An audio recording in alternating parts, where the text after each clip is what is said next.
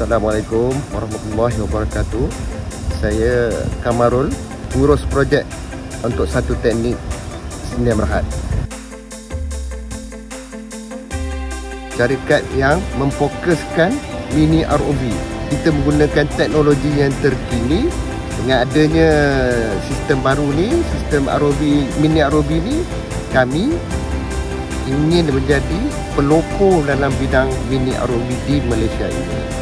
Tenaga-tenaga muda yang berminat kena menjalani kursus mengendali mini ROV serta untuk membuat daily report.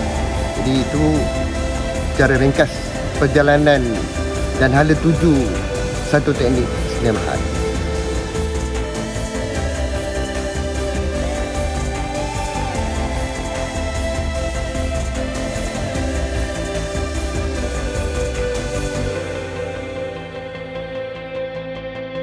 Okay, saya TC Satu Nizam bin Harun.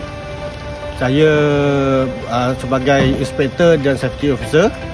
Okay, kita menjalankan kerja di Gebeng untuk mencuci tangki dengan menggunakan drone secara vacuum. Kita bermula daripada 30 hari bulan 4 sehingga hari ini dan telah berjaya menurunkan kelodak tersebut sehingga lebih kurang 0.3 meter.